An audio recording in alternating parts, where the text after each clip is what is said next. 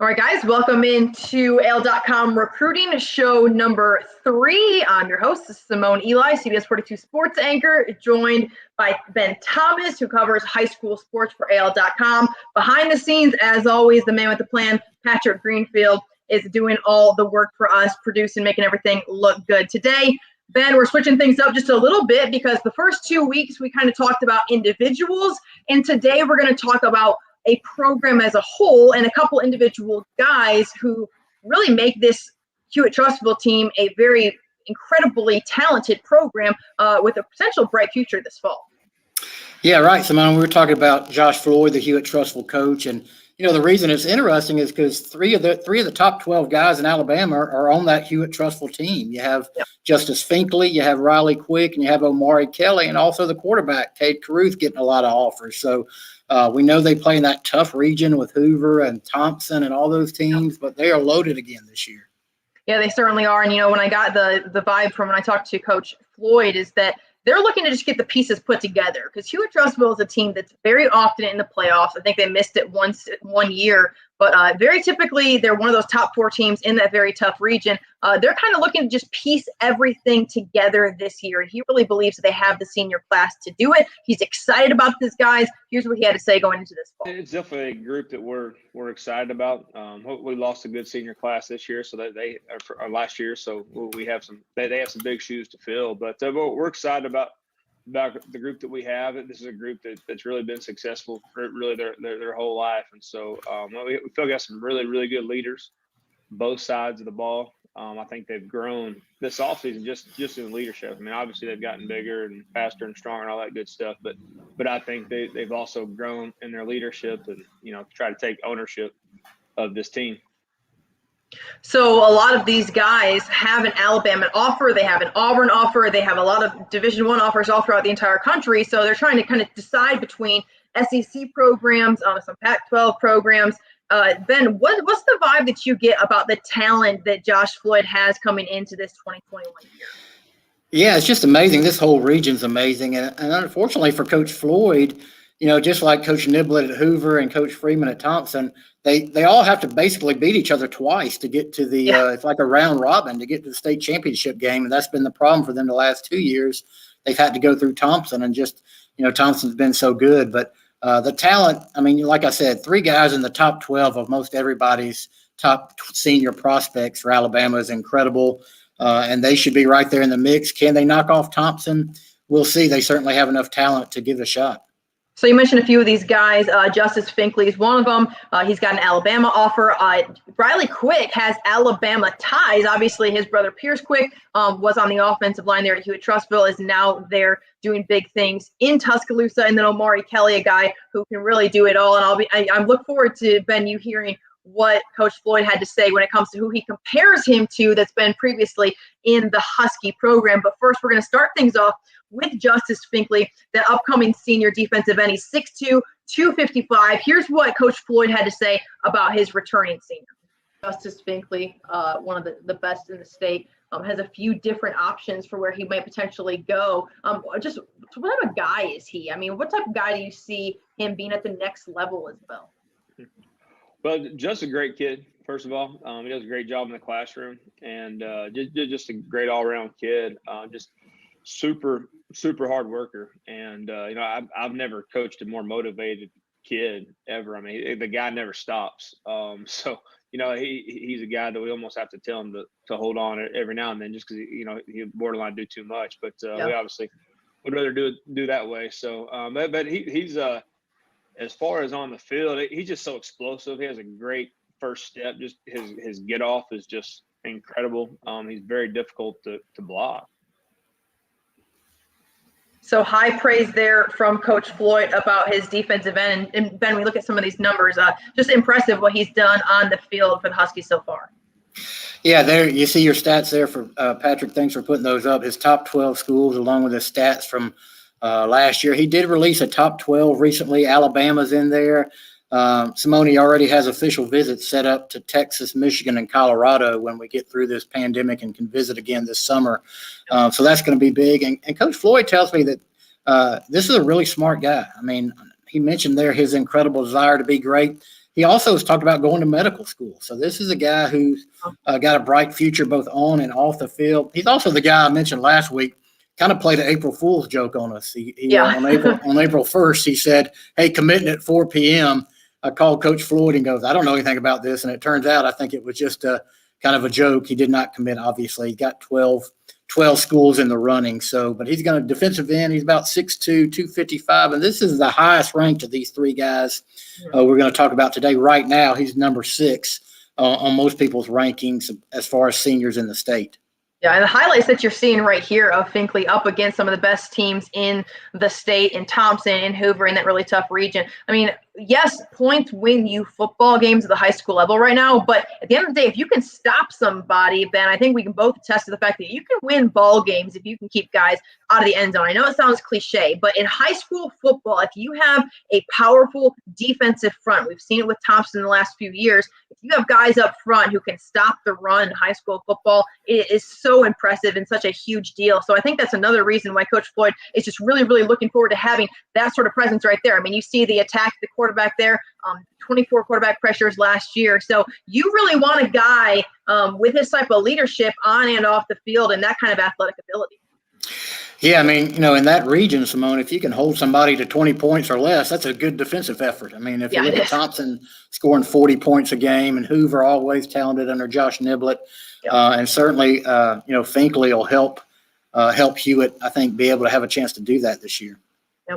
All right, we're going to go to the other side of the ball. Well, Riley Quick, I guess he also does play a little bit of defense as well, but this is a really interesting kid because he's a dual sport guy, plays baseball and football. Here's what Coach Floyd had to say about his upcoming senior, Riley Quick.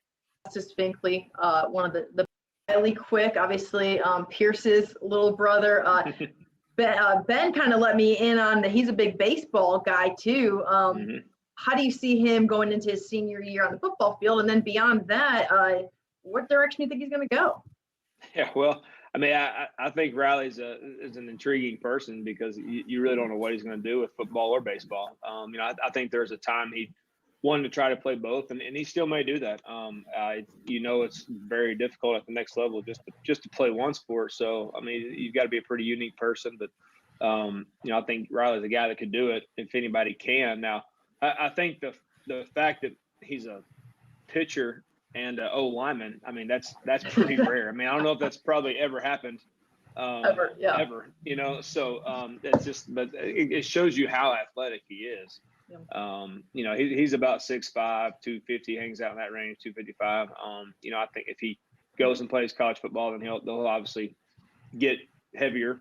I think that'll be the challenge between that and baseball. But, Riley does a great job. He's a guy, the thing I like about him, he's an emotional leader. I mean, he's a guy that, he's not afraid to get on the kids in practice. So, again, high praise for this upcoming senior. And I got a huge kick out of Coach Floyd talking about this guy on a football field versus on the baseball field because he's 6'5", 255, plays on the offensive and defensive line. Oh, and by the way, he's a pitcher on the baseball team. Yeah, I mean, you see kids playing football and also that are pitchers, but usually they're not offensive linemen. Usually they're shortstops or quarterbacks.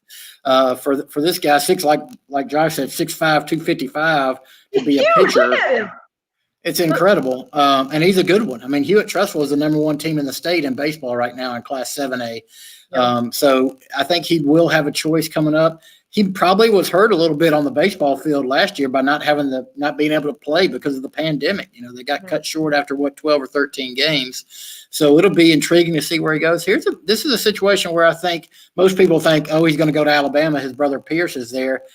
Maybe, but I also think Auburn might be in this as well, and especially if he wants to play football and baseball. So it could be a situation where they're both involved. It could be a situation. I don't know what his major league prospects are if he's high enough to get drafted there, but he's got a lot of options. Yeah, but there's one thing that we definitely know about Hewitt-Trussville. It's that they very often have a super talented run game. Lots of great running backs, but of course, great running backs doesn't do much if you don't have guys up front that can make plays happen. And Riley Quick has been an essential part of the offensive line in Hewitt-Trussville for a very, very long time. So it's going to be very interesting to see what he does. But I think that Coach Floyd made a very good point when he said that going to the next level and doing both it is really, really challenging thing to do, but it's even harder when you're doing it at a Power 5 school. So, Ben, do you think there's any way that Riley looks at more of a mid-major level type of school to try to do both? Is that something that's even in the cards? No, I mean, probably not, at least not immediately. I mean, I think he's got a lot of big-time offers. I think, if he does go to college, it'll be Alabama or Auburn or a big-time school. It can be done football and baseball. It's tough, but, if you look at somebody like Quincy McKinstry, our Mr. Football in the state, who's at Alabama already, he's talking about playing football and basketball. Now, that's really tough because by the time you're done with football, you're into the heart of the SEC season in basketball. So, we'll see. Generally speaking, when you get to the college level, you got to ultimately decide on one. And I think that'll probably happen with Riley. His future will probably be evident when he gets another year or two into it. Yeah, so a lot of guys that Coach Floyd is super excited about. That includes Omari Kelly, listed as an athlete for the Huskies. And I had a great conversation with Coach Floyd. He had a very specific guy he compared Omari to. Here's what he had to say. Omari, listed as an athlete, where do you kind of see him fitting in at the next level? Well, Omari is a kid who can do a lot of different things. He was a guy that we tried to get the ball a lot of different ways, and I think we'll even do more of that this year. Last year we still had some pretty big time weapons in the backfield. We had two running backs that graduated that both rushed over 1,000 yards. And so, our offense will probably look a little bit different. But I compare Omari to Noah Igbenogany in some ways, because Noah was a guy we tried to move around, give him the ball several different ways. And so, but the thing about Omari is he can go play defense as well.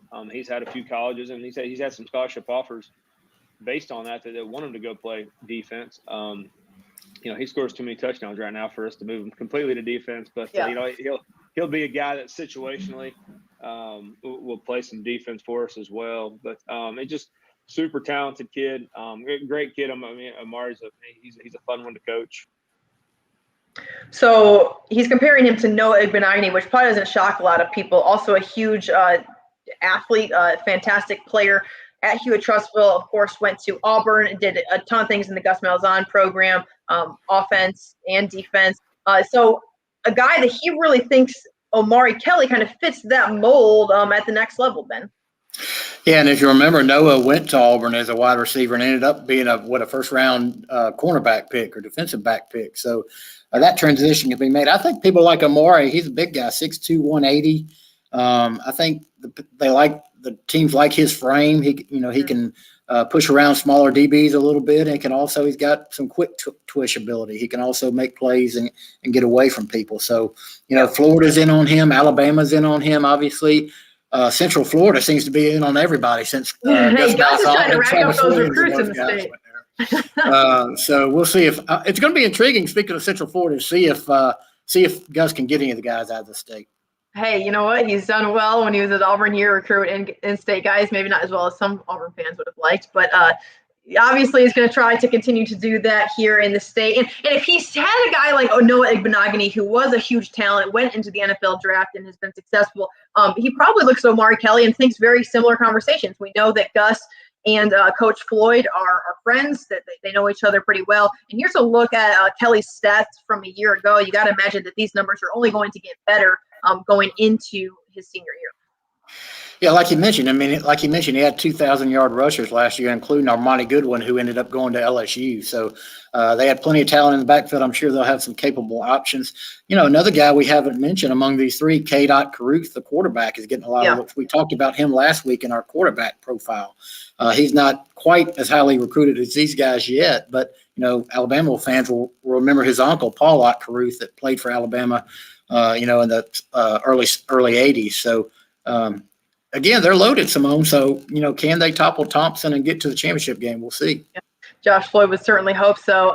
Ben, I know that you've been covering, as you always do, recruiting all over the state. Down there on the coast area, I know there's a big-time commitment out of Saraland High School. Yeah, Jarrell Williams, speaking of wide receivers, big-time wide receiver out of Saraland. I think he's, in the top 20 in prospects in our state for seniors, 6'3", 185 guy. He committed last week to West Virginia. So, Going up there, obviously, people in this state are familiar with Neil Brown, who used to be the coach at Troy, is now at West Virginia. Jeff Kelly, the Saraland coach, talked about, this is a great offense to go to for a wide receiver. I think Jarrell will fit in well there. It's interesting that Auburn and Alabama weren't really in this race. They never really have, or at least have yet paid attention to Jarrell. So he goes out of state. And again, as we've talked about on our show here, some kids these days in Alabama are not afraid to go out of state if they think, those are the best options. And we've seen that a lot. And so this kid Jarrell is a great player, and he's going to go play at West Virginia. Patrick, if you will, pull up those top recruits that we had from a couple weeks ago. I just want to take a look at these guys and who we're looking at, Ben. Maybe any guys here that jump out on the list that that you'll potentially expect to see make a decision here soon? Yeah, I think the good thing is, like I said, students are now being able to set up official visits. So I think a lot of these guys want to take some official visits during the summer. They hadn't had a chance to do that in a year. Some people have gone, like we mentioned, Tanner Bailey. He went to Oregon, but it was on an unofficial visit. He couldn't really talk to the coaches.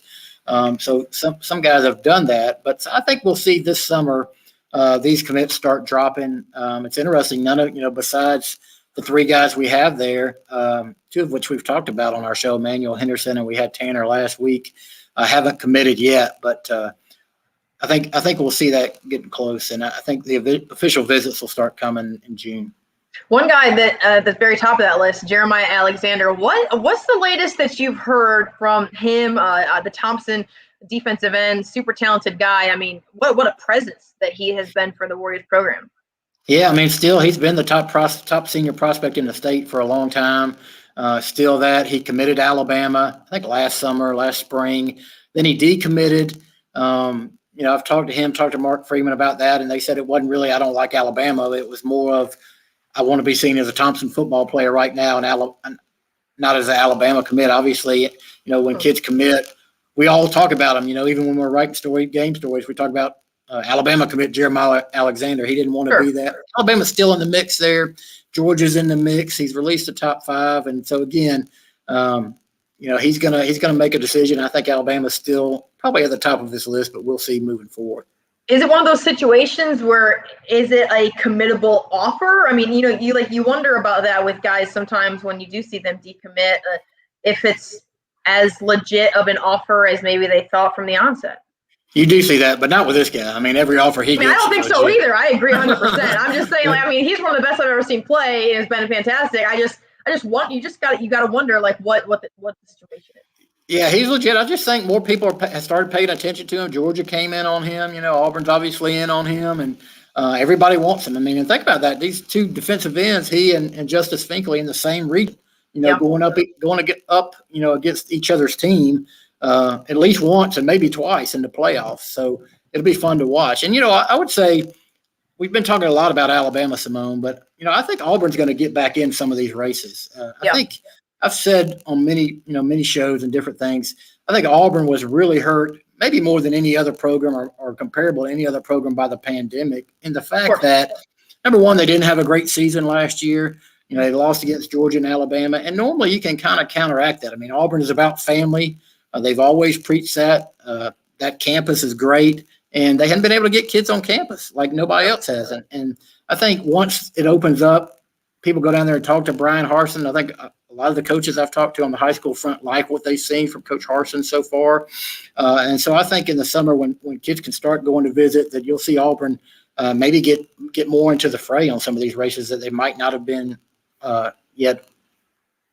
Yeah, I think anytime that there's a coaching change, obviously, but then a coaching change in the middle of a pandemic, a guy who is trying to kind of get his feet wet in this area. And one thing I think that Brian Harsin has really done is get guys around him from his former program, of course, at Boise State, but also guys who are familiar with recruiting here in Alabama or in the SEC. And that will really help programs and guys who aren't as familiar with recruiting, maybe in the Southeastern Conference. Well, you got two coordinators, Derek Mason from Vanderbilt, head coach of Vanderbilt, loudly praised for that hire. Mike Bobo, the offensive coordinator, from Georgia. So those guys have SEC ties. Carnell Williams is still on the staff, an Auburn legend. He can, that name gets people into homes. And then they hired I had a story last week. They also hired Brent Bedsole, their high school relations guy. Brent was on the South Alabama staff there under Joey Jones. He's been at Spanish Fort, a power down here and across the state, and I think he'll be able to have a good relationship with high school coaches around. So I think Coach Harson's making the right moves, and like I said, they'll be in on a lot of these guys. It's early yet. I mean, last year a lot of guys started committing about this time because they couldn't go anywhere, and that was evident. Now they can start taking official visits, and it might take a little longer to see these drop. But we're going to, on our weekly show, Simone, we're going to recap those. And I think we'll have some commitments to talk about soon. We sure are. That, Ben, things went dark there for you. Yeah, I've got weather going on over here. So I think this is our cue that it's time to wrap up. I know. How about that? Show number 3 of AL.com. Well, Patrick Greenfield turned my lights off from Birmingham. But guys, we really appreciate y'all joining us today.